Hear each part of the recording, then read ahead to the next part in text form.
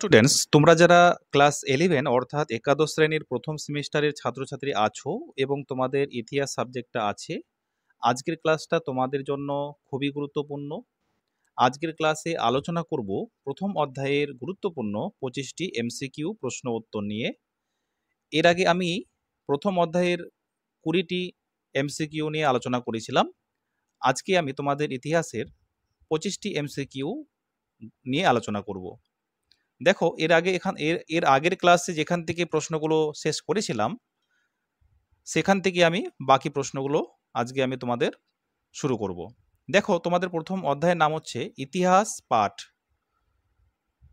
দেখো, প্রথম প্রশ্ন হচ্ছে, ইংরেজিতে প্রি হিস্টোরি কথাটি প্রথম ব্যবহার করেন ড্যানিয়েল উইলসন।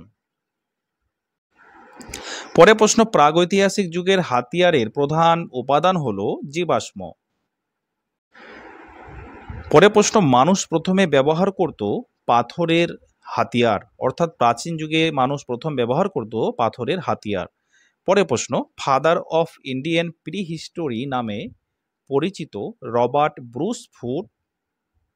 নেক্সট প্রশ্ন, প্রাক ইতিহাস বলতে অ্যান্টি হিস্টোরিক শব্দটি ব্যবহার করেন পল তুর্নাল, অর্থাৎ প্রাক ইতিহাস বলতে যেটা বোঝায় অ্যান্টি হিস্টোরিক একটি শব্দ যেটি পল তুর্নাল ব্যবহার করেন।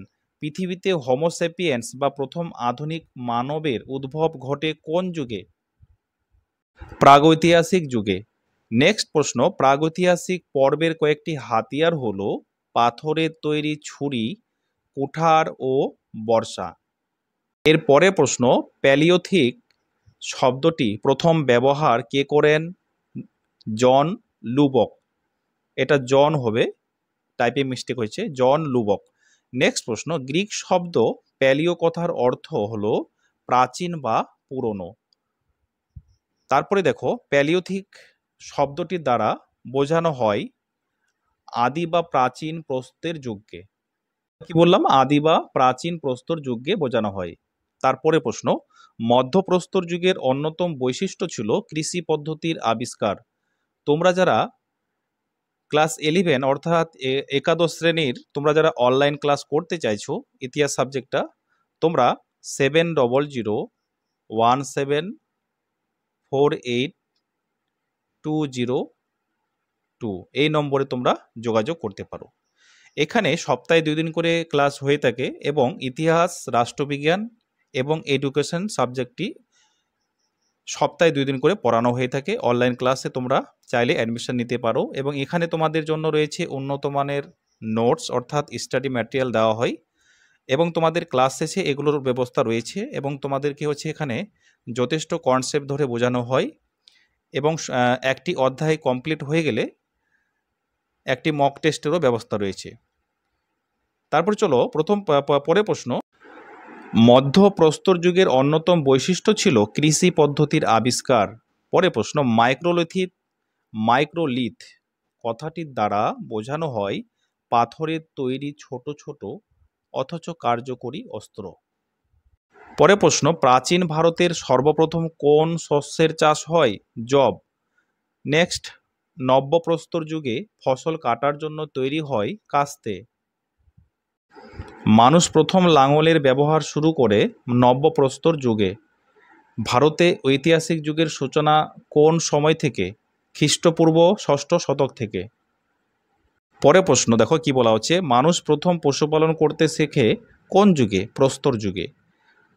পরে প্রশ্ন, প্রস্তর নির্মিত হাতিয়ারের ক্রমোন্নতি লক্ষ্য করে প্রস্তর যুগকে ভাগ করা যায় 3টি ভাগে। নেক্সট প্রশ্ন, মধ্যপ্রস্তর যুগ কোন যুগের অন্তর্গত? এটি ছিল হলোসিন যুগের অন্তর্গত। পরে প্রশ্ন, লিওথিক বা নব্যপ্রস্তর যুগ কথাটি এসেছে নিওস ও লিথোস থেকে। মেসোস কথার অর্থ হলো মধ্য বা মাঝারি। পরে প্রশ্ন দেখো কি বলা হচ্ছে, মধ্যপ্রস্তর মেসোলিথিক শব্দটি কোথা থেকে এসেছে? এটি মেসোস এবং লিথোস থেকে এসেছে। পরে প্রশ্ন, প্রাচীন প্রস্তর যুগে আবিষ্কৃত প্রথম হাতিয়ারের নাম কি? হাত, কুঠার।